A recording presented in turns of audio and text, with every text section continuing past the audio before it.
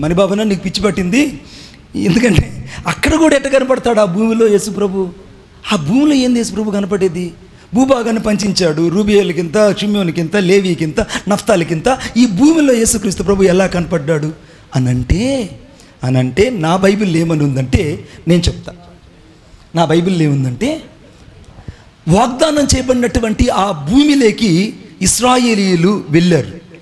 వెళ్ళిన తర్వాత అక్కడ వాళ్ళు అడుగు పెట్టగానే వారు పాలు తేళ్ల దేశంలోకి ప్రవేశించినట్టు వ్రాయబడింది. ఆమేన్. ఇప్పుడు వాళ్ళ భూమిలోకి వెళ్ళడానికి వారికి పట్టిన సంవత్సరాలు ఏంటంటే 40 సంవత్సరాలు. 40 సంవత్సరాలు వాళ్ళు శ్రమించబడ్డారు, రోధించబడ్డారు, శ్రమపడ్డారు, అన్నీ చేశారు. ఇప్పుడు ఆ వాగ్దాన భూమిలోకి వెళ్ళారు. ఇప్పుడు ఆ వాగ్దాన భూమి నా బైబిల్ ప్రకారంగా క్రీస్తు. ఎందుకు క్రీస్తు అయ్యాడు చూద్దాం. ఆదికాండం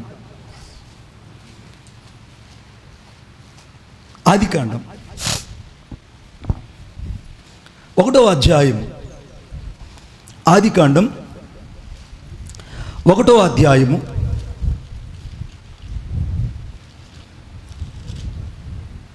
9వ వచనం. దేవుడు ఆకాశం క్రిందనున్న జలము పైన నేను చదువుతా, 8వ వచనం మధ్య భాగంలో చదువుతా. అస్తమయము ఉదయము కలుగ్గానే 2వ దినం అయిపోయింది. 2వ దినము ఓవర్, 2 దినాలు అయిపోయాయి. 3వ దినం దేవుడు ఆకాశము క్రిందున్న జలములను ఒకచోటనే కూర్చబడి ఆరిన నేల కనబడును గాకని పలుకుగా ఆ ప్రకారమాయను. దేవుడు ఆరిన నేలకు భూమి అని పేరు పెట్టెను, జలరాశికి ఆయన సముద్రం అని పేరు పెట్టెను. అది మంచిదని దేవుడు చూచెను. 11వ వచనం. దేవుడు గడ్డిని విత్తనములిచ్చు చెట్లను భూమి మీద తమ జాతి ప్రకారము తమలో విత్తనములు గల ఫలమిచ్చు వృక్ష ఫలములను భూమి మొలిపించును గాకని పలుకగా ఆ ప్రకారమాయను. ఆమేన్. ఇప్పుడు భూమి ఎన్నో రోజు ఫలించింది? ఎన్నో రోజు? 3వ రోజు దేవుడు నోటితో ఫలించునుగాక అన్నాడు. మొదటి రోజు క్రీస్తు పిలాతుకు అప్పగించబడ్డాడు, యూదులకు అప్పగించబడ్డాడు, ఆయన సిలువ వేయబడ్డాడు. 2వ రోజు సమాధిలో వేయబడ్డాడు. 3వ రోజున పునరుత్థనుడై తిరిగి లేచాడు. ఇప్పుడు వాక్యమైన భూమి అయిన క్రీస్తు 3వ రోజు ఎప్పుడైతే యేసుక్రీస్తు ప్రభు తిరిగి లేచాడో అప్పుడు ఆయనలో నుండి జీవము బయటకు వచ్చి మనుషులను ఫలింపచేసింది. ఆమేన్. ఇప్పుడు నీవు నేను వాగ్దానం చేయబడిన పిల్లలమా, వాగ్దానం చేయబడినట్టు శరీర పిల్లలమా? వాగ్దానం చేయబడిన పిల్లలు. ఇప్పుడు మనం భూమి అయిన క్రీస్తులోకి ఒకసారి వెళ్దాం, మళ్ళీ ఒకసారి అనుకరిద్దాం అంటే ఇంపాక్ట్లోకి వెళ్ళిపోదాం. ఇప్పుడు యేసుక్రీస్తు ప్రభు మొదటి రోజు ఏమో దేవుడు సమస్తాన్ని చేశాడు, 2వ రోజు చేశాడు, 3వ రోజు వచ్చేటప్పటికి భూమి కలుగునుగాక అన్నాడు అని అనలేదు.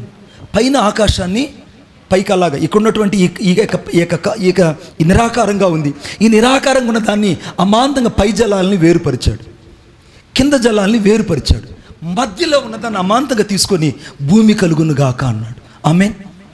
పైనున్న జలాలనేమో వేరుపరిచాడు, కిందున్న జలాలేమో సముద్రం చేశాడు, పైనున్న జలాలేమో ఆకాశ మండలాలు మహామేఘాలుగా ఆయన సృష్టించాడు. ఆమేన్. మీరు ఇంకా షార్ప్ కాలేదా? అయ్యారు. మీరైపోతారు sir, you are so senior than me, నాకంటే. సో ఇప్పుడు పై జలాలు వెళ్ళిపోయాయి. ఈ పై జలాల గురించి నేను ఒకరోజు చెప్తా. పై జలాలు ఎందుకు పైకి వెళ్ళాలి, కింద జలాలు ఎందుకు కిందనే ఉండాలి? మధ్యలో ఉన్న దేవుడు ఈ భూమిని తీసుకొని భూమిని అప్పుడు కలుగునుగాకంటే అప్పుడు భూమిలో నుంచి మొలకలు పుట్టాయి. క్రీస్తు ఎప్పుడైతే నీ కొరకు నా కొరకు మొదటగా తండ్రి చేత విభజించబడ్డాడు, కుమారుడైన పరిశుద్ధాత్మ చేత ప్రత్యేకించబడ్డాడు, అప్పుడైన క్రీస్తుగా ఎప్పుడైతే బయలుపరచబడి 3వ రోజున పునరుత్థనుడై వచ్చాడో అప్పుడు ఆయనలో నుంచి మరణ పునరుత్థానపు శక్తి భూలోకానికి కనబడింది. ఇప్పుడు క్రీస్తులో జీవము కలిగింది. ఇప్పుడు గడ్డిలిచ్చే విత్తనాలు మొలుస్తున్నాయి, చెట్లు మొలుస్తున్నాయి, భూమి మొలుస్తుంది, భూమి ఫలిస్తుంది. ఆ ఫలించబడిన భూమి ఎవరంటే సాక్షాత్తు క్రీస్తే. ఇప్పుడు వాగ్దానం చేయబడిన భూమి అంటే ఎవరు? ఇప్పుడు క్రీస్తు. ఎందుకు క్రీస్తు అని అంటే మరలా ఇప్పుడు నేను ఒకసారి నిర్గమకాండంలోకి వెళ్తాం. నిర్గమకాండంలో ఆ యొక్క ఐగుప్తు దేశమేమో లోకమైనది, ఐగుప్తులో నుంచి వాళ్ళు ప్రత్యేకించబడ్డారు. వాగ్దానం చేయబడినటువంటి దేశానికి వెళ్ళేటప్పుడు ఎర్ర సముద్రం మధ్యలో వచ్చింది. ఎర్ర సముద్రం నుంచి బయటికి వెళ్ళగానే మృత సముద్రం వచ్చింది. మృత సముద్రం నుంచి బయటికి వెళ్ళగానే యోర్దాను నది వచ్చింది. యోర్దాను నదిలో అందరూ కూడా బాప్తీసాలు తీసుకున్నారు. ఆ తర్వాత యెరికో లాంటి శ్రమలు జయించారు. ఆ తర్వాత వాగ్దాన భూమిలోకి అడుగు పెట్టారు. ఆమేన్. మార్గం మధ్యలో బాప్తీసం ఇచ్చాడా ఇలేదా? ఇచ్చాడా ఇవ్వలేదా? స్తుతుల సింహాసనం మీద ఆయన యెరికో గోడలను కూల్చి వారికి అత్యధిక విజయాన్ని ఇచ్చాడు ఇవ్వలేదా? ఇప్పుడు వాగ్దానం చేయబడిన భూమిలోకి వాళ్ళు వెళ్ళకముందు దేవుడు వారికి పునర్జన్మ సంబంధమైన స్థానం ఇవ్వకుండా వారిని వాగ్దాన భూమిలోకి అమాంతం తీసుకున్నాడా? ఇచ్చి తీసుకున్నాడా? ఇప్పుడు బాప్తీసం ఇచ్చబడిన క్రీస్తులోకి వచ్చామా? బాప్తీసం లేకుండా క్రీస్తులోకి వచ్చామా? ఇప్పుడు బాప్తీసం ఎప్పుడైతే క్రీస్తు సంఘంలోకి వచ్చామో, ఇప్పుడు సంఘంలో నీవు నేను ఫలిస్తున్నామంటే వాక్యంలో ఉన్న భూమి అయిన క్రీస్తుల్లో మనం ఫలిస్తున్నాము. ఆమేన్. ఇప్పుడు 3వ రోజు మాత్రమే దేవుడు ఫలించునుగాక అన్నాడు, అప్పుడు భూమి ఫలించింది. క్రీస్తు కూడా 3వ రోజు మాత్రమే పునరుత్థానుడై లేచాడు. ఆయన భూమి అయిన క్రీస్తు 3వ రోజు ఎప్పుడైతే ఫలింపులోకి వచ్చాడో అప్పుడు సమస్తము వెదజల్లడము, విస్తరించడము, సంఘాలు, ప్రఖ్యాతి, సేవకులు, సువార్థికులు, కాపరులు, ఉపదేశకులు, బోధకులు అందరూ కూడా వాక్యమైన భూమి అయిన క్రీస్తులో నుంచే ఉద్భవించారు. గట్టిగా స్తోత్రం చెప్దామా? గట్టిగా. ఇప్పుడు వాక్యమైన క్రీస్తు భూమిగా ఉన్నాడు. ఇప్పుడు ఆయనలో నుంచి అందరూ బయటకు వచ్చారు. ఇప్పుడు మోషేకి అర్థమయ్యాడు. మోషేని అడిగితే ఏం చెప్తారు? అయ్యా, నేను ఎప్పుడో చూసేశాను, ఆయన ఎవరో కాదు, ఆ వాగ్దానం చేయబడిన భూమి క్రీస్తు అయ్యా. ఆ వాగ్దానం చేయబడిన భూమి క్రీస్తు అయ్యా. నువ్వు అనుకున్నట్టు అదేదో భూ సంబంధమైనది కాదయ్యా. ఆ వాగ్దానం చేయబడిన భూమిలోకి వెళ్ళాలంటే ఏర్పరచబడిన వారు, అనగా పరీక్షించబడిన వారు, పరిశోధించబడిన వారు, ప్రత్యేకించబడిన వారు మాత్రమే వెళ్ళారు. మేము చాలామంది ప్రయాణం చేసాం, 2 మాత్రమే వెళ్ళారు. విశాల మార్గంలో ప్రవేశించిన అనేకులు అంట. ఇరుకు మార్గంలో ప్రవేశించేవారు కొందరే. ఆ కొందరిలో కాలేబు, యెహోషువ ఏ రీతికైతే పాత నిబంధన కాలంలో ఉన్నారో, ఇప్పుడు కొత్త నిబంధన కాలంలో కూడా వాగ్దాన భూమి అయిన క్రీస్తులకి ప్రవేశించడానికి కొద్దిరే వెళ్తారు. అందరూ వెళ్ళరు. అందరూ వెళ్తే ఇంకేం లేదు. బిడ్డ, కొందరే వెళ్తారు. ఆ కొందరిలో నువ్వు ఉండాలనే క్రీస్తు ఈరోజు నేను హెచ్చరిస్తున్నాడు. ఆమేన్. ఇప్పుడు ఆ వాగ్దానం చేయబడిన భూమిలోకి మనం వెళ్ళాలి. వెళితేనే మనం ఫలిస్తాం. ఫలించాలంటే క్రీస్తుని మనం పరిత్యజించాలి. ఇప్పుడు వాగ్దానం చేయబడిన భూమిలోకి ఇశ్రాయేలు అందరూ వెళ్ళారు. వారు చెప్తున్నారు, అయ్యా వాగ్దాన భూమి ఎవరో కాదు, అక్కడ కూడా మాకు యేసు ప్రభువే కనపడ్డాడు అయ్యా. ఆమేన్. మోషే అంటాడు, అయ్యా నేను ఇంకొకసారి యేసు ప్రభుని చూశాను అయ్యా అన్నాడు. ఎక్కడ చూసావు యేసు ప్రభుని? భలే ఓడో అయ్యా, నీ కళ్ళకి కనపడతాడా? రూబేను కనపడలా, నఫ్తాను కనపడలా, దాను కనపడలా, షిమియోను కనపడలా. అర్థమైనా? వీళ్ళందరూ కనపడకపోతే నీకెడ కనపడ్డాడంటే, నేను ఇత్తడి సర్పంగా ఆయన అరణ్యంలో చూశానయ్యా అన్నాడు. హల్లెలూయా. ఇత్తడి సర్పంగా నేను చూశాను. నా బైబిల్ ఏం చెప్తుంది చూద్దాం. యోహాను రాసిన సువార్త చూస్తారు ఎవరు నా మాట ఒకసారి. యోహాను రాసిన సువార్త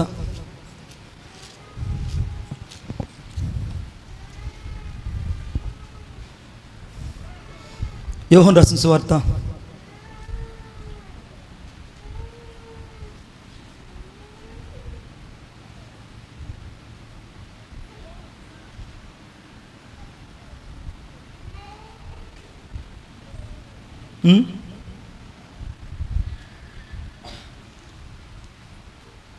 1వ అధ్యాయము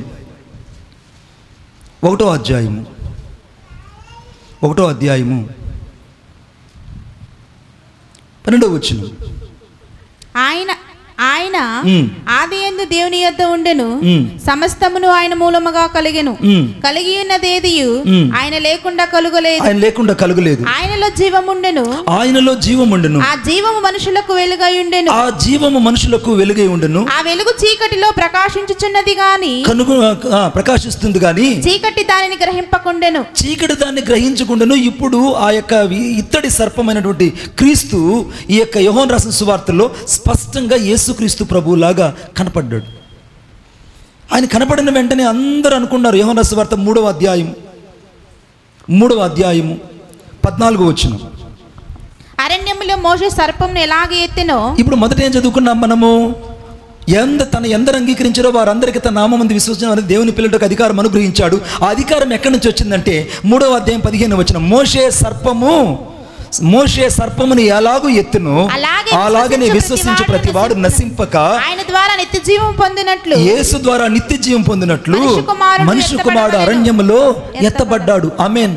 ఇప్పుడు మోషేకి యేసుక్రీస్తు ప్రభు మర్మమై ఉన్నప్పుడు ఎత్తబడినటువంటి ఆ యొక్క సర్పములాగా ఇత్తడి సర్పము అరణ్యంలో కనబడితే, ఆ ఇత్తడి సర్పము ఎవరో కాదురా నాయనా, అది మామూలుగా నాగదేవత కాదు, సాక్షాత్తు క్రీస్తు కూడా శాతానుని యొక్క తల మీద చెతకు తొక్కి సర్పమైనటువంటి ఘట సర్పాన్ని ఆయన అలాగా అమాంతంగా సిలువలో దిగ్గొట్టి కాళ్లతో రోమా 16:20 ప్రకారంగా చెతకు తొక్కి ఆయన సజీవుడై తిరిగి లేస్తాడు.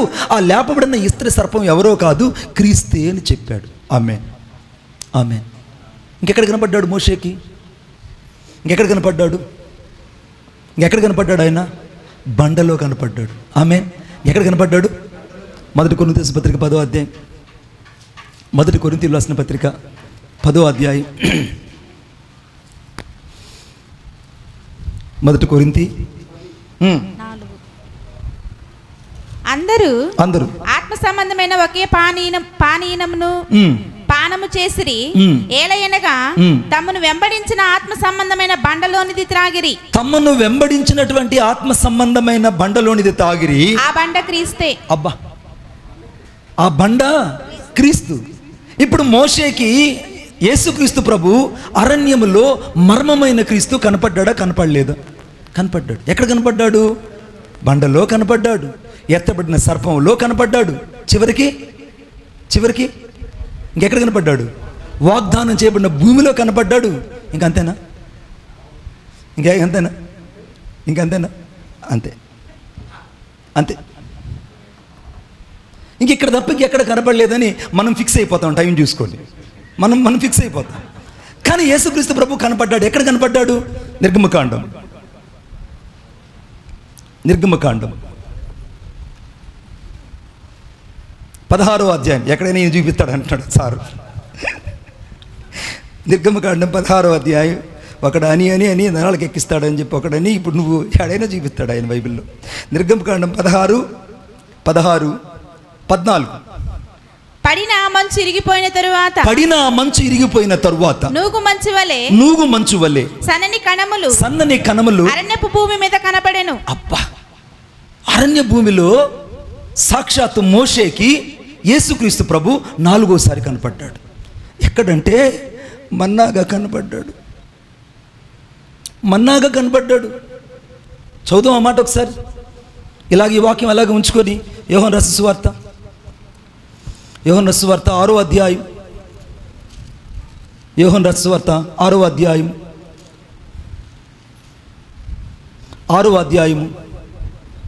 58వ వచనం. ఇదే పరలోకం నుండి దిగి వచ్చిన ఆహారము పితరులు మన్నాను తినియు చనిపోయినట్టు కాదు. ఈ ఆహారము తినువాడు ఎల్లప్పుడూ జీవిస్తాడు. ఆమేన్. ఇప్పుడు పరలోకం నుంచి దిగి వచ్చాడు యేసుక్రీస్తు ప్రభు. ఇశ్రాయేలు వాకిళ్ళ ఎదుట మన్నాగా కనపడ్డాడు. ఆ మరుగైన మన్నాయే క్రీస్తు. ఆ మరుగైన మన్నాగా ఆయన ఇళ్ల దగ్గరకు వచ్చి నిలబడి వారి వాకిటి ముందు సన్న కణంగా మారిపోయాడు. తండ్రితో కూడా విడిచిపెట్టకుండా మహాభాగ్యాన్ని విడిచిపెట్టి మట్టి దేహాన్ని ధరించుకుని నరావతారిగా నజరేయుడైన యేసుక్రీస్తు ప్రభు సాదాసీదా మనుషుడిగా వస్తే మనుషులు ఎవరికి అర్థం కాల. 70 దావీదు క్రితం దేవదూతలు తినే ఆహారాన్ని కేవలం మనుషులకు ఇవ్వడానికి దేవుడు వారి నోట నుండి దేవుడు అలాగా దేవదూతలు తినేటువంటి ఆహారాన్ని తీసుకొచ్చి ఇశ్రాయేలు నోటికి అందించినప్పుడు ఇశ్రాయేలుకి అర్థం కాలేదు. అది ఆకాశపు మంచని, ఆకాశపు ధాన్యమని, దేవదూతలు తినే ఆహారమని, అంతకంటే ఎక్కువగా అది పరలోకపు జీవాహారమని వాక్యమే చెప్తుంటే యేసుక్రీస్తు ప్రభు మన్నాగా అక్కడ కనపడ్డాడు మోషేకి. యేసు ప్రభు అన్నాడు, నేను మన్నాగా కనపడ్డాను, పితరులు తిన్నారు, చచ్చారు, కానీ ఇప్పుడు నేను మళ్ళా మీ దగ్గరకు వచ్చాను, నన్ను తింటే ఇక నువ్వు చావు అన్నాడు. కొట్టు చప్పట్లు గట్టిగా. వాళ్ళు మర్మమైన నన్ను అప్పుడు అర్థం చేసుకోలేదు. నేను మర్మంగా ఎత్తబడిన ఇతర సర్పంగా కనబడినప్పుడు అర్థం చేసుకోలేదు. కాబట్టి వాళ్ళు చచ్చారు. అరణ్యంలో ఆకులు రానట్టు రాలేరు, చచ్చారు. నేనేం చేసేది? మన్నాగా వచ్చాను, తిన్నారు, చచ్చారు, నేనేం చేసేది? ఇప్పుడు మళ్ళా నీ దగ్గరకు వచ్చా. ఎత్తబడిన సర్పం మళ్ళా భూమి మీదకి యేసుక్రీస్తు ప్రభులాగా వచ్చాడు, ఆయన క్రీస్తే. ఇప్పుడు పరలోకం నుంచి అక్కడ ఆగిపోయిన మన్న తిరిగి మళ్ళా కొత్త నిబంధనలో యేసుక్రీస్తు ప్రభుగా ప్రత్యక్షమై ఈ మన్నా తింటే ఇంకెప్పుడు నువ్వు చావు అన్నాడు. ఆ మన్నా క్రీస్తే. అక్కడేమో వెంబడించిన బండగా క్రీస్తు అక్కడ కనబడి ఆ బండలో నీళ్లు వాగ్దానం చేయబడిన భూమిలోకి అడుగు పెట్టగానే నీళ్ళు అక్కడ ఆగిపోయాయి. కానీ ఈ నీళ్లు విశ్వసించిన వాని కడుపుల నుండి జీవజల నదులు ప్రవహిస్తాయి. ఆమేన్. అక్కడ ఆ బండలో ఉన్న నీళ్ళు ఆగిపోయాయి, కానీ ఈ బండలో ఉన్న క్రీస్తులో ఉన్న నీళ్లు ఆగిపోవు. ఇప్పుడు ఆగిపోవు. ఇప్పుడు మోషేకి ఎక్కడ కనపడ్డాడు దేవుడు? మళ్ళీ పునర్మూల్యంకి వెళ్దాం. ఎక్కడెక్కడ కనపడ్డాడు? ఎక్కడ కనపడ్డాడు? మొదట ఎక్కడ కనపడ్డాడు? చీమకుర్తి బస్ స్టాండ్లో కనపడ్డాడు. అర్థమైందా? ఇప్పుడు దేవకుమార్ అంటే ఆటో తిప్పుతున్నాము, మనం ఇప్పుడు ఆటో ఎక్కేస్తున్నాము, అయ్యగారు ప్రార్థన చేస్తున్నాడు, మనం వెళ్ళిపోతున్నాం. ఇప్పుడు ఆయన ఆలోచన అది ఉంది, వెళ్ళాలి, సాయంత్రం కూటం ఉంది, నిజమే, ఒక్కొక్క ఆలోచన ఉంది. వీళ్ళేమనుకుంటున్నారు, అబ్బా ఉదయం నుంచి ఈ మర్మం ఆగిపోవట్లేదు, ఎప్పుడు ఆగుతుందో చూద్దాం అనుకుంటూ ఒకడు. ఇప్పుడు మోషేకి దేవుడు ఎక్కడెక్కడ కనపడ్డాడు? మొదటేమో వాగ్దానం చేయబడ్డ భూమిగా కనపడ్డాడు. రెండోది ఎక్కడ కనపడ్డాడు? ఇత్తడి సర్పంగా కనపడ్డాడు. మూడోది ఎక్కడ కనపడ్డాడు? వెంబడించిన బండగా కనపడ్డాడు. నాలుగోదికి ఎక్కడ కనపడ్డాడు? పరలోకపు మన్నాగా కనపడ్డాడు. ఐదోదికి ఏదైనా చెప్దామా? ఏడుంది?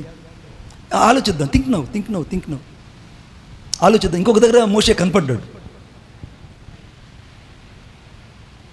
ఇంకొక దగ్గర కొట్టబడిన బండగా క్రీస్తు కనపడ్డాడు. మొదటేమో ప్రవహించిన బండగా కనపడ్డాడు. రెండవదిగా ఆయన ఆ బండను ఏ రీతిగా అయితే మోషే 2 సార్లు కొట్టాడు. ఎన్నిసార్లు కొట్టాడు? 2 సార్లు కొట్టాడు. ఒకసారి నువ్వు రానా అన్నట్టు.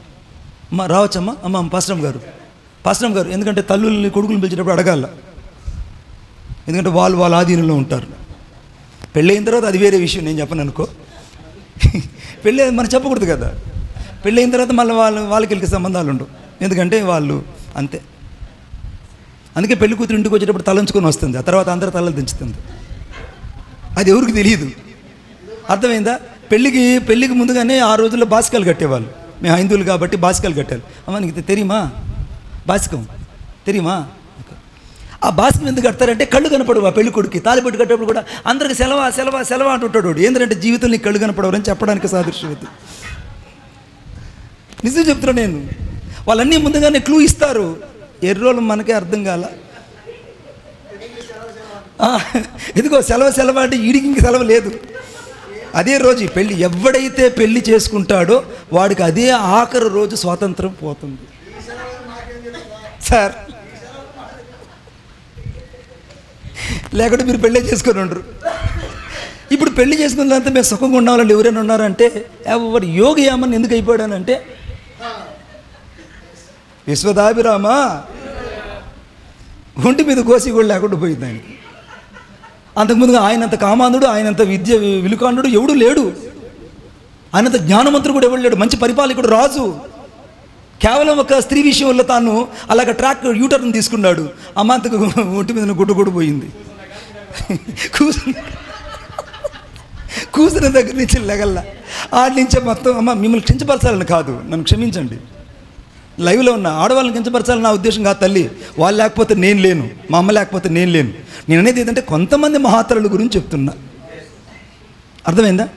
స్వీటంగులన్నీ మంచివే, కానీ జిలేబీ ఎక్కువ తినద్దండి, బూందీ ఎక్కువ తినద్దండి, అది చెప్తున్నాను నేను. సరే, ఇప్పుడు జరిగింది ఏంటంటే కొట్టబడినటువంటి ఈ బండ అయిన క్రీస్తు అమాంతంగా అరణ్యంలో మోషే కనపడ్డాడు. మోషే కనపడగానే మోషే చేతిలో ఒక కర్ర ఉంది. ఆ స్టిక్ ఇటీరు ఆయన. మోషే చేతుల్లో కర్ర ఉంది. ఈ ఇవ్వబడిన ఈ కర్ర ఏంటంటే ధర్మశాస్త్రపు కర్ర. ఈ ధర్మశాస్త్రపు కర్ర మోషే చేతిలో ఉంది. అప్పుడు దాకా మోషే ఈ ధర్మశాస్త్రపు కర్ర తీసుకొని అమాంతంగా ప్రయాణం చేస్తున్నాడు. ఈ ధర్మశాస్త్రపు ఆ యొక్క కర్రను తీసుకొని ప్రయాణం చేసి వెళ్తుంటే ఉన్నట్టుకుంటే ఆ ధర్మశాస్త్రంతో క్రీస్తును ఒకసారిగా కొట్టాడు. క్రీస్తు మీద ఎప్పుడైతే కొట్టాడో ఈ ధర్మశాస్త్రం అంతా క్రీస్తు నిబంధనగా తనలో తాను స్వీకరించుకున్నాడు. ఆమేన్. నేను ధర్మశాస్త్రం కొట్టడానికి తలంచొద్దు. పొల్లైనను సున్నైనను తప్పిపోదు, నెరవేర్చడానికే వచ్చా. ధర్మశాస్త్రం అంతా నేను భరిస్తాను. ధర్మశాస్త్రం ఏది మరణం రాసిందో, ఎవరు మరణం రాశారో ఆ మరణశాస్త్రం రాసిన మరణం అవశ్యమని వాక్యంలో చెప్పబడినట్టు ఆ మరణం రాసిన క్రీస్తు మరణాన్ని అంగీకరించడానికి తాను ఇష్టపడ్డాడు. ఆమేన్. మరణశాస్త్రం రాసింది ఎవరు?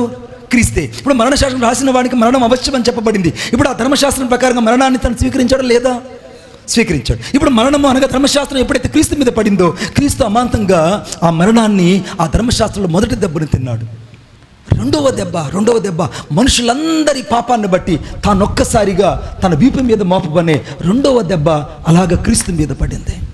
మొదటి ధర్మశాస్త్రం పడింది, రెండోది మానవుల యొక్క పాపపు నిబంధన పడింది. అప్పుడు యేసుక్రీస్తు ప్రభు సిలువలో తాను అప్పగించబడి తిరిగి 3వ రోజున క్రొత్త నిబంధనగా బయటకు వచ్చాడు. కొట్టు చప్పట్లు గట్టి. పాత నిబంధన పోయింది. అర్థమైందా? పాపపు నిబంధన పోయింది. ఇప్పుడు పాపపు నిబంధన రెండు క్రీస్తు అనుభవించి మూడవదిగా ఆయన క్రొత్త నిబంధనగా లేచాడు. ఇప్పుడు క్రీస్తు కొట్టబడిన బండగా మోషేకి కనపడ్డాడు. ఇంకెక్కడ కనపడ్డా? ఇంకొకసారి ఉన్నాయి. నిజంగా ఆలోచిస్తే చాలా ఉన్నాయి. ఇంకెక్కడ ఉన్నాడా? నా దగ్గర ఏం లేదు. ఒక ఇడొచ్చి అంటాడు, నేను అంకుల్ నేను నీ దగ్గర నీ దగ్గరకు వచ్చాను, నేను నీ దగ్గరకు వస్తే ఏదైనా బుక్ ఉంటే ఆ బుక్ మొత్తం తీసుకొని జిరాక్స్ చేసుకుందాం అనుకున్నా. నీ దగ్గర బుక్ లేదు. నాకు అర్థమైంది. పోనీ ఏదైనా చిన్న పేపర్ అయినా ఉంటే పేపర్ అయినా తీసుకెళ్ళి జెరాక్స్ చేసుకుందాం అనుకున్నా. నువ్వు పేపర్ కూడా వాడడం లేదు, బైబిల్ మూసే మాట్లాడుతున్నావు. నేను ఆడ నుంచి గమనించా. అయితే పుస్తకం అక్కడ ఇక్కడ లేదు, ఇక్కడ నీకు ఉందన్నాడు. ఆమెన్. అది చేతిలో ఉంటే నా చెయ్యి తీసుకుపోయి ఉంటాడంట. వాడు అన్నాడయ్యా, నిజం చెప్తున్నా. కాళ్ళలో కానీ ఉంటే ఆ పుస్తకం కాళ్ళే తీసుకుపోయి ఉంటాడట. ఇప్పుడు ఈ పుస్తకం నీకు ఎక్కడుందంటే ఇక్కడ ఉంది. తల తీసేస్తావు ఏదాడు ఆయన. పెళ్ళి అయ్యేదాకుండ్రా, నీకు పెళ్లి చేయాలిగా. మీ నాయన ఒప్పందం చేసుకున్నాడు నాతో, నా కొడుకు నువ్వే పెళ్లి చేయాలా. ఇప్పుడు క్రీస్తు ఎక్కడ కనపడ్డాడు?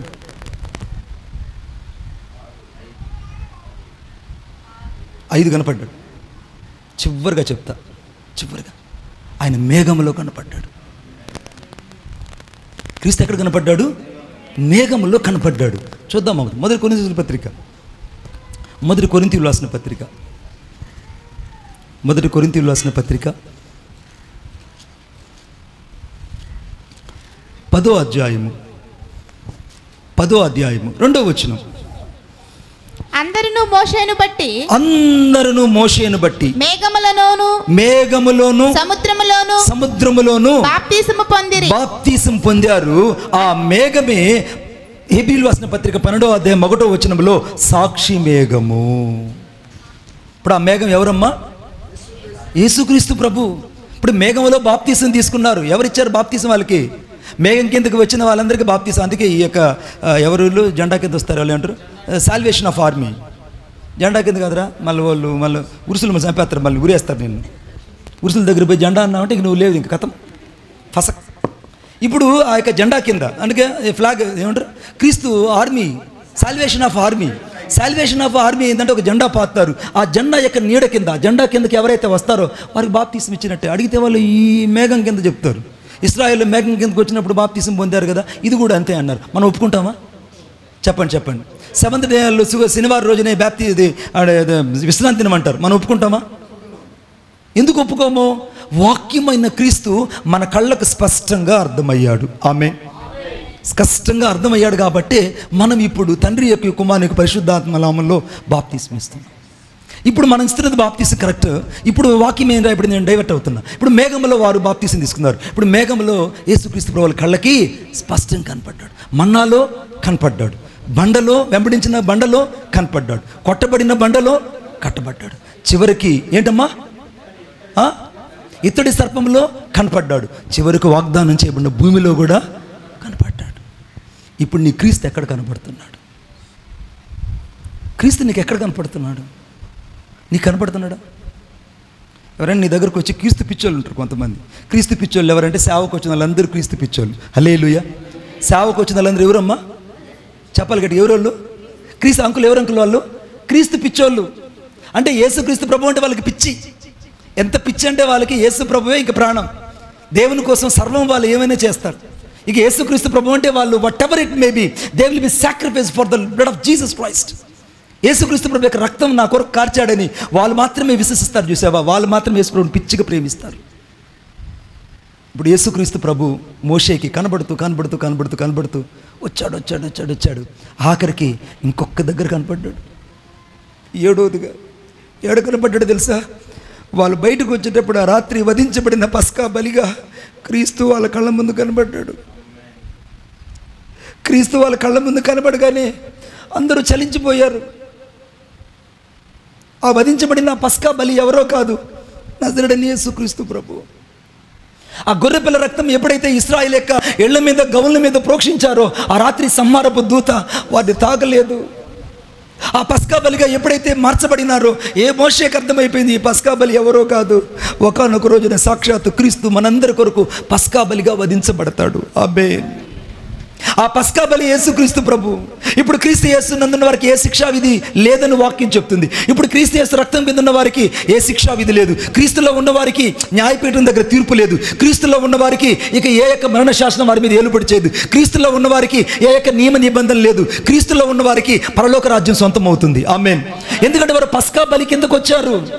ఇప్పుడు ఐగుప్తు దేశంలో సాక్షాత్తు మోషేకి స్పష్టంగా యేసుక్రీస్తు ప్రభు పస్కా బలిగా కనబడినప్పుడు ఆ గొర్రె పిల్లను వధించి వారు నడుస్తూ ఆ మాంసాన్ని తినడం ప్రారంభించారు. ఆ వధించబడిన క్రీస్తు నా కోసం, నన్ను విమోచించడానికి, నన్ను విడిపించడానికి అక్కడ నాకు కనబడకనే నాకు కనబడ్డాడు మర్మమైన క్రీస్తు. నేను ఆయనకి ఏమి ఇవ్వగలను? నాకు తెలియకనే మేఘంలో బాప్తీసం ఇచ్చి నన్ను బయటికి తీసుకొచ్చాడు.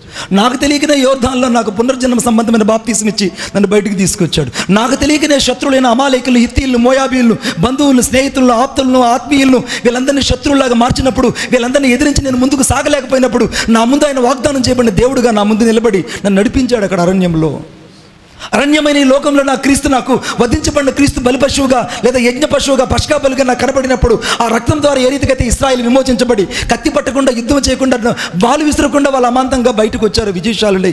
ఈ రాత్రి ఈ ఉదయకాల సమయంలో నా యేసుక్రీస్తు ప్రభు కూడా నేను ఏ త్యాగం చేయలేదు, ఏ యొక్క పరిమితి చేయలేదు, ఏ యొక్క నేను యాగాలు చేయలేదు, తాగాలు చేయలేదు, ఏమీ చేయలేదు. అందుకే ఈ విశ్వాసపత్రి 2:8 రాయబడింది, మీరు కృపచేతన రక్షించబడి ఉన్నారు, ఇది మీ వలన కలిగినది కాదు, ఇది దేవుని వరము. It is gift by God. ఇది దేవుని వరం. నీకు ఇవ్వబడిన రక్షణ దేవుని వరం, నీకు ఇవ్వబడిన అభిషేకం దేవుని వరం, నీకు ఇవ్వబడిన స్వాస్థ్యం దేవుని వరం, నీకు ఇవ్వబడినటువంటి ఈరోజు ఈ పరిశుద్ధ తైలము కూడా దేవుని వరం, దేవుని వరం. ఇప్పుడు ఈ దేవుని వరమైన క్రీస్తు ఇప్పుడు మర్మమై ఉన్నాడు. ఇప్పుడు ఈ మర్మం అంతా కూడా మోషేకి అర్థమైంది, అబ్రహాముకి అర్థమైంది, ఆదాముకు కూడా అర్థమైంది. ఇప్పుడు అర్థం కావాల్సింది నీకు నాకు. ఎందుకు అర్థం కాలేదు? ఇంకెంతకాలం కావాలి? ఆలోచిద్దాం. ఇంకెంతకాలం కావాలి? నేను ఒకరోజు క్రీస్తు గురించి ఆలోచించాను. నన్ను అందరూ క్షమించాలి. నా ఓవర్ థింకింగ్ మీకు ఏదైనా ఇబ్బంది పెడితే నన్ను క్షమించాలి. ఎందుకంటే మీకున్న అనుభవం, అందరూ ఐన్స్టీన్ లాంటి వాళ్ళు, అందరూ ఇక్కడ ఐన్స్టీన్ లాంటి వాళ్ళు. ఐన్స్టీన్ అంటే ఐన్స్టీన్ కూతురు ఈమె, ఎడుంది ఈమె నిర్మలమ్మ, ఐన్స్టీన్ కూతురు, వాళ్ళ పెదనాయన కూతురు ఈమె. అది ఆయనకుందే, ఆమె వచ్చే వాళ్ళ బాబాయ్ కూతురు, ఐన్స్టీన్ బాబాయ్ కూతురు. ఐన్స్టీన్ పెదనాయన కొడుకు, ఐన్స్టీన్ బాబర్దీన్ మా అన్న. ఒక్కొక్కరు ఇక్కడ అందరూ ఐన్స్టీన్లే. కానీ వాక్యమైన క్రీస్తు ఏమయ్యాడో ఒక్కసారి వాక్యం చూద్దాం. అందరూ ఇక్కడ నీళ్ళు బాటిల్ చూస్తున్నారు. ఈ నీళ్ళు బాటిల్లో ఏం కనపడుతుంది? నీళ్ళు. ఈ నీళ్ళలో నా క్రీస్తు కనపడుతున్నాడు. ఈ జీవజలమే నాకు యేసుక్రీస్తు ప్రభు.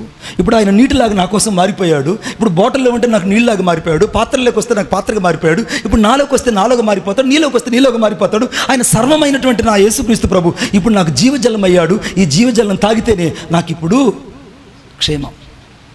ఇప్పుడు నాకు నీళ్ళల్లో యేసు ప్రభు కనపడ్డాడు. ఆమేన్.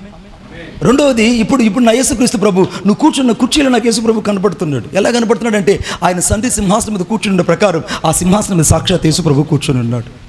ఆ తిరిగే పంకాల్లో, తిరిగే గాలిలో నాకు యేసు ప్రభు కనపడుతున్నాడు. ఎందుకంటే గాలిని పిడకట పట్టగలిగిన దేవుడు, ఇప్పుడు గాలి అయిన వాడు, గాలి వానవులను విస్తరణ చేయగలిగిన వాడు, గాలిని తరంగాలు మార్చగలిగిన, గాయువులను తన దూతలుగా మార్చుకున్న దేవుడు. హెబ్రీయుల 1వ అధ్యాయం చివరి వచనంలో వాయువులను దూతలుగా మార్చుకున్న దేవుడు ఆ గాలిలో నాకు కనపడుతున్నాడు.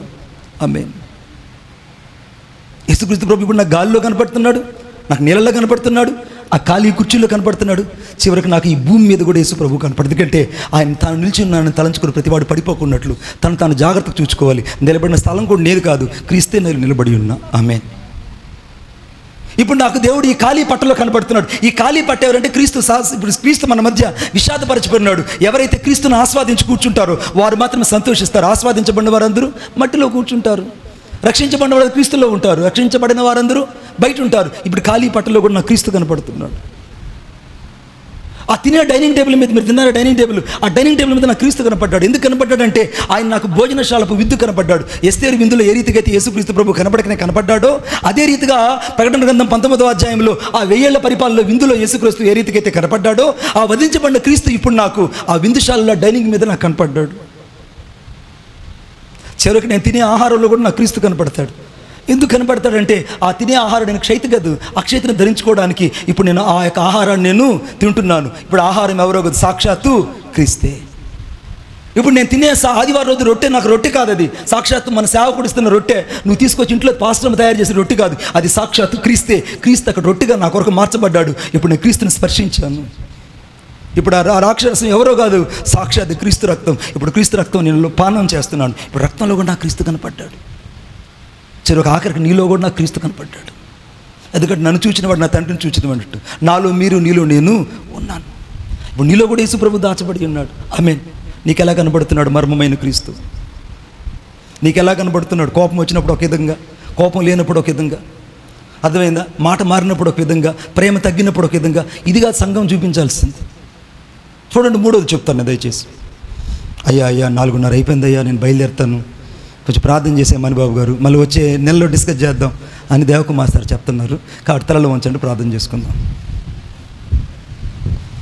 తలలో వంచు.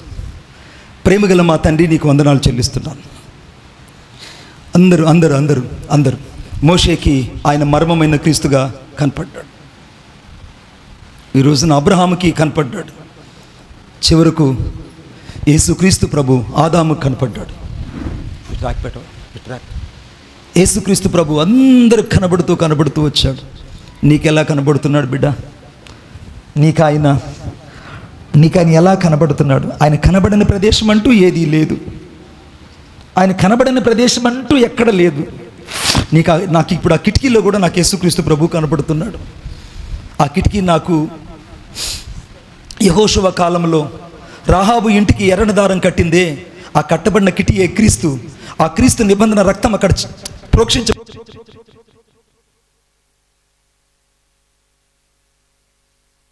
ఇప్పుడు ఆ రక్షణ యేసుక్రీస్తు ప్రభు.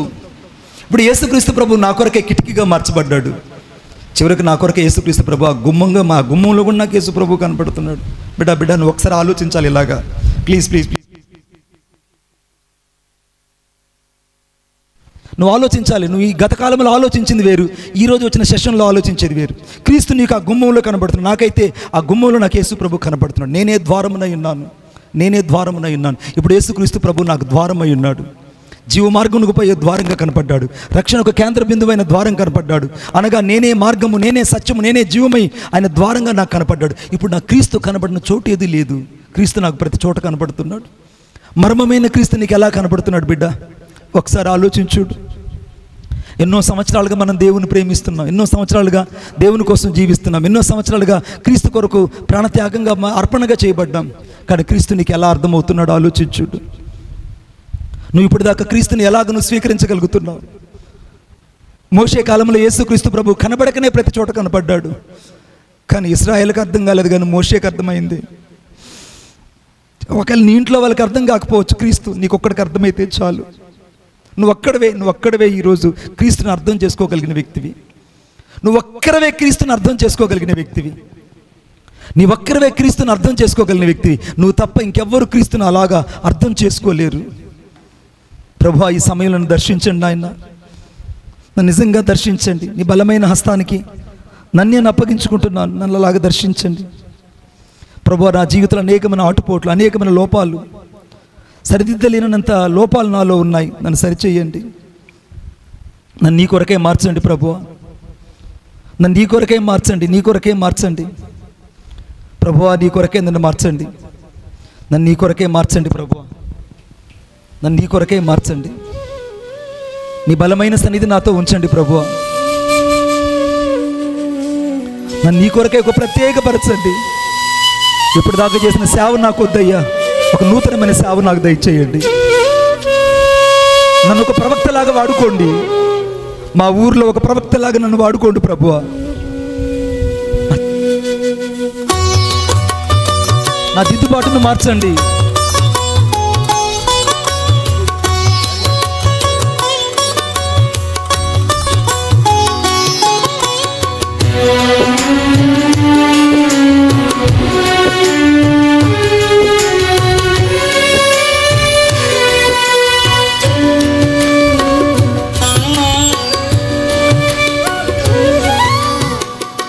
అనంత జ్ఞాని,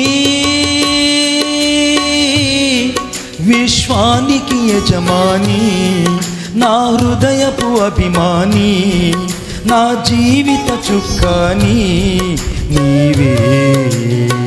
ఉనికి ఉన్నంత వరకు నీతోనే జీవిస్తా. ఏ దారి అయినా ప్రభువా నీ వెంటే నడిచొస్తా. ఏ చెర అయినా ప్రభు నీకైనే జీవిస్తా. సర్వాంగముగా ప్రభువ సజీవయాగం అర్పిస్తా.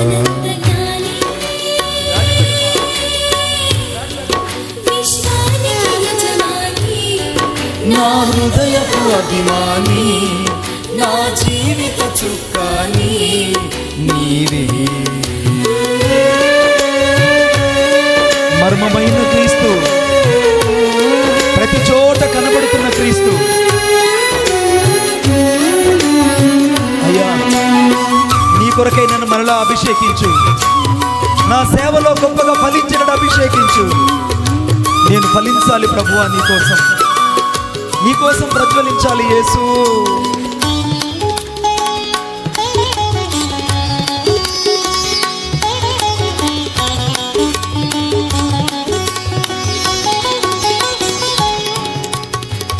నా మంచి కోరేదేదో నీవే నాకు అనుగ్రహించు. నీవు తప్ప ఎవరు లేరిలా, నీవే కదా నా దిక్కు. యేసయ్యా, నీవేనయ్యా నా దిక్కు. నా మంచి కోరేదేదో నీవే నాకు అనుగ్రహించు. నీవు తప్ప ఎవరు లేరిలా, నీవే కదా నా దిక్కు. నరమాత్రుడనో ప్రభువా నశించి పోనీకయ్యా. నరమాత్రుడనో ప్రభువా నశించి పోనీకయ్యా. నాశ నీవేనయ్యా, నీవు లేక నేలేనయ్యా. నాశ నీవేనయ్యా, నీవు లేక నేలేనయ్యా. అనంత జ్ఞాని, విశ్వానికి యజమాని, నా హృదయపు అభిమాని, నా జీవిత చుక్కాని యేసయ్యా. నీ కొరకు నన్ను ఒక ప్రజ్వలించే సేవకుడుగా చెయ్యి. నాకు నులివెచ్చని సేవద్దు ప్రభువా. కొద్దిమంది ఆత్మలతో అల్లాడిపోతున్నాను సంఘములో. నా సంఘాన్ని మండించు ప్రభు, నా సేవను వెలిగించు ప్రభువా. ఈ దినాన ప్రతి సేవకుడిని నీ కొరకై మండింపచేయి యేసయ్యా. ఈ రోజు నువ్వు నాకు కనపడాలి తండ్రి.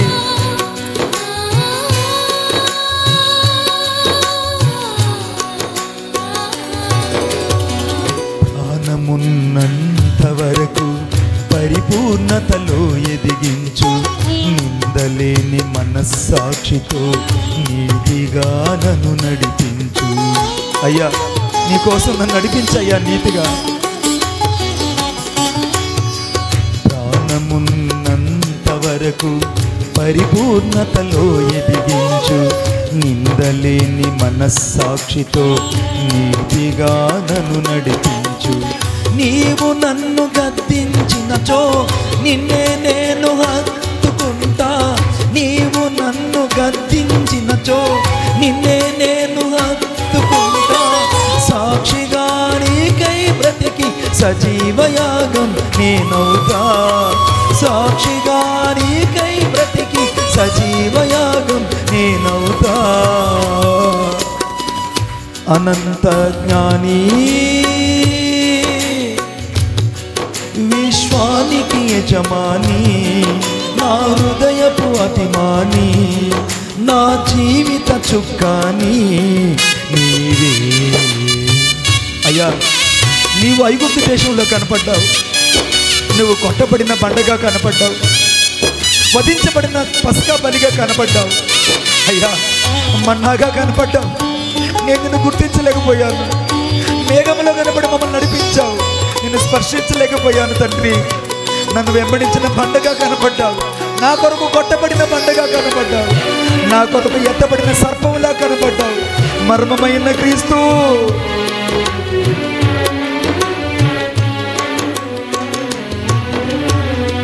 నీచమైన కార్యాలెన్నో నిర్భయంగా చేశానయ్యా. స్వచ్ఛమైన రక్తాన్నిచ్చి శుద్ధి చేసినావయ్యా. అయ్యా, నీ రక్తముతో నా నిలువెల్లా కడిగి శుద్ధీకరించు. ఆ పాద మస్తకం కడిగయ్యా. నీచమైన కార్యాలెన్నో నిర్భయంగా చేశానయ్యా. స్వచ్ఛమైన రక్తాన్నిచ్చి శుద్ధి చేసినావయ్యా.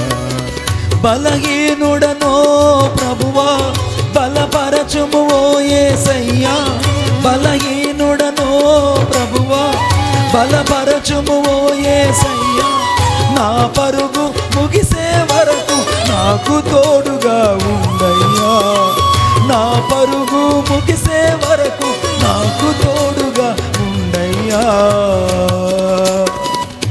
అనంత జ్ఞాని, విశ్వానికి యజమాని, నా హృదయపు అభిమాని, నా జీవిత చుక్కాని నీవే యేసయ్యా, యేసయ్యా, యేసయ్యా, యేసయ్యా, యేసయ్యా, యేసయ్యా, యేసయ్యా, యేసయ్యా.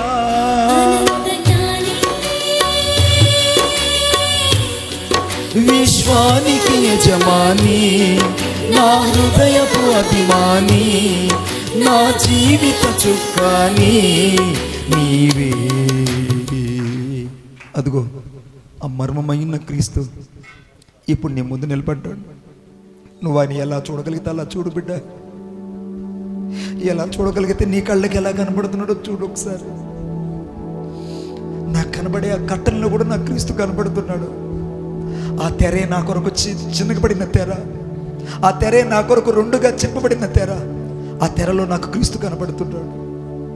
నాకు ఆ కిటికీలో క్రీస్తు కనబడుతున్నాడు. నా కొరకే రాహాబు వేషి ఇంటి కట్టబడినటువంటి ఎర్రన దారం కట్టబడిన ఆ కిటికీ రక్షణకు కేంద్ర బిందువు. నోవాహు ఓడలో నుంచి ఆ రక్షణ నిరీక్షణను వెదజల్లినటువంటి ఆ పావురమే ఆ కిటికీయే క్రీస్తు. ఆ గుమ్మం ఎవరో కాదు, అది కేవలం యేసుక్రీస్తు ప్రభుని సాదృశ్యంగా ఉంది. ఆ గుమ్మమే యేసుక్రీస్తు ప్రభు. నేనే ద్వారము, నేనే ద్వారము, గొర్రెలు పోవు ద్వారము నేనే. ఆ ద్వారము క్రీస్తు కనబడుతున్నాడు. ఈ పట్టలో క్రీస్తు కనబడుతున్నాడు. చివరకు ఈ ఖాళీ కుర్చీలో క్రీస్తు కనబడుతున్నాడు. నాకు ఈ కదిలే తెల్లని వస్త్రంలో కూడా క్రీస్తు కనబడుతున్నాడు. ఆయన మహిమ కలిగిన వస్త్రముగా అనగా యెషయా గ్రంథం 6వ అధ్యాయంలో దేవాలయం మీద కప్పబడిన ఆ వస్త్రము ఈరోజు నీ హృదయం మీద, నా హృదయం మీద కప్పబడుతున్న వస్త్రమే క్రీస్తు. ఈ నీళ్ళల్లో కూడా క్రీస్తు నాకు కనబడుతున్నాడు. ఆ జీవజలమే క్రీస్తు. ఆయన నీకు ఎలా కనబడ్డాడు బిడ్డ? ఐగుప్తు దేశంలో అంతమందికి కనబడినా వాళ్ళెవరికి అర్థం కాలేదు. కానీ తిరిగి ఆయన నీకోసం మరలా నరావతారిగా వచ్చాడు. నీకోసమైన మానవుడిగా వచ్చాడు. ఆ మర్మమును తెలుసుకోవాలని, సంపూర్ణ గ్రహింపు కలిగి ఉండాలని, సకల ఐశ్వర్యం కలిగిన వాడని, క్రీస్తును స్పష్టంగా అర్థం చేసుకున్నట్లు ఆయన వల్ల నువ్వు ఆదరణ పొందాలని ఈరోజు ఆయన ఆదరణ నీకు ఇచ్చి పంపించుతున్నాడు. ఆయన ఆదరణ నీకు ఇచ్చి పంపిస్తున్నాడు. ఆ ఆదరణే యేసుక్రీస్తు ప్రభు. ఆ వాక్యమైన క్రీస్తే నీకు ఇప్పుడు ఆదరణ. ఆయన నీతో ఉన్నాడు. ఆ మర్మమంతా ఇప్పుడు నీకు వినిషితపరచబడింది. ఆ మర్మమంతా ఇప్పుడు నీ జీవితంలో ప్రత్యక్షపరచబడింది. ఆ మర్మమంతా ఈరోజు నీ జీవితంలో ఆరంభము ముగింపు కాబోతుంది. భయపడకు. దేవుడికి నిన్ను నడిపిస్తాడో నువ్వు చూస్తావు. దేవుడు నిన్ను నడిపించడం ఎలాగో నువ్వు చూస్తావు. దేవుడు నీ ముందు ఎలాగ పోరాడుతాడో, ఎలాగ నీకు విజయం ఇస్తాడో నువ్వు చూస్తావు. దేవుడు నిన్ను ఎలాగ గమ్యం చేస్తాడో నువ్వు చూస్తావు. ప్రభువా, నువ్వు నాకు అర్థం అవ్వాలయ్యా. జ్ఞానము, బుద్ధి, సర్వసంపద నీలో నిగుప్తమైనాయి. నాకు ఈరోజు నువ్వు కావాలి. నా ఇంటికి కావాలి, నా సేవకు కావాలి, నా సంఘానికి కావాలి, నా పరిచర్యకు కావాలి, నా మినిస్ట్రీకి నువ్వు కావాలి యేసయ్యా. నేను నిన్ను కోరుకుంటున్నాను. నాకేది వద్దు ప్రభువా, నాకేది వద్దు, నాకు నువ్వు ఉంటే చాలు యేసయ్యా. నేను నా మనసారా నిన్ను కోరుకుంటున్నాను. నా మనసారా నిన్ను కోరుకుంటున్నాను. ప్రేమగల మా తండ్రి, నీకు వందనాలు చెల్లిస్తున్నాను. ఈ సాయంత్రకాల సమయంలో ప్రభువా, నీ దాసులైన మాకు మీరు మర్మమైన క్రీస్తుగా కనపడ్డారు అయ్యా. నువ్వు కనబడిన చోటెల్లా కన్నీళ్ళు వస్తున్నాయి. నువ్వు కనబడిన చోటెల్లా హృదయం తరుక్కుపోతుందయ్యా. ఎంతగా నువ్వు కనపడ్డావా తండ్రి, గుర్తించలేకపోయానయ్యా. క్షమించు, గుర్తించలేకపోయామయ్యా, నన్ను క్షమించు. ఈ సమయంలో ప్రభువా, నన్ను ఇంతగా నన్ను ప్రేమించి ఆ వాగ్దాన భూమిలోకి నన్ను తీసుకెళ్ళడానికి ఇష్టపడ్డావు. ఆ భూమి నువ్వు నా కోసంగా మారావు నాయన. నువ్వు నా కోసం భూమిగా మార్చబడ్డావు. నేను చేరవలసిన అంతిమ విజయం వాగ్దాన భూమి. ఇశ్రాయేలుకి ఏ రీతిగా అయితే అంతిమ ముగింపు అయిందో, నాకు కూడా అంతిమ ముగింపే క్రీస్తు. నా ఆరంభము క్రీస్తే, నా ముగింపు కూడా క్రీస్తే. ఇప్పుడు నేను వాగ్దానం చేయబడిన క్రీస్తు అనే భూమిలోకి నేను వెళ్ళాలి. అక్కడికి వెళ్తేనే నాకు నిత్య జీవం. ఆ భూమి ఏ రీతికి అయితే 3వ రోజు ఫలించిందో, ఇప్పుడు నేను వాగ్దానం చేయబడిన భూమి అయిన క్రీస్తులోకి వెళ్ళిన తర్వాత నేను ఫలిస్తాను. ఆ ఫలింపు ఎక్కడ ఉంటుందంటే నాకు పరలోకంలో ఉంటుంది. ఇప్పుడు భూమి మీద కూడా నేను ఫలింపు చూడబోతున్నాను ఈ రోజు నుంచి. అటువంటి కృప నాకు దయచేయి నాయన, అటువంటి సేవ నాకు దయచేయి. ఈ సమయంలో కూడి వచ్చిన సేవకులందరినీ దీవించండి, తిరిగి వెళ్తాను తోడుంచండి, దేవదూతల బిడ్డలతో ఉంచండి. మీ ఆశీర్వాదం, సమృద్ధి, జీవం బిడ్డల మీదకి దయచేయమని కోరుకుంటూ యేసుక్రీస్తు నామములో ప్రతిష్ఠించి ప్రార్థన చేసి వేడుకొనుచున్నాను తండ్రి, ఆమేన్. మన ప్రభు అయినటువంటి యేసుక్రీస్తు వారి కృప, తండ్రి అయిన దేవుని యొక్క ప్రేమ, పరిశుద్ధాత్మ దేవుని సహవాసమైన సన్నిధి సదాకాలం మనందరికీ తోడే నడిపించి ఆశీర్వదించునుగాక, ఆమేన్. అందరం చెప్తాం, దేవుడిని దీవించునుగాక, దేవునికి తోడే ఉండునుగాక.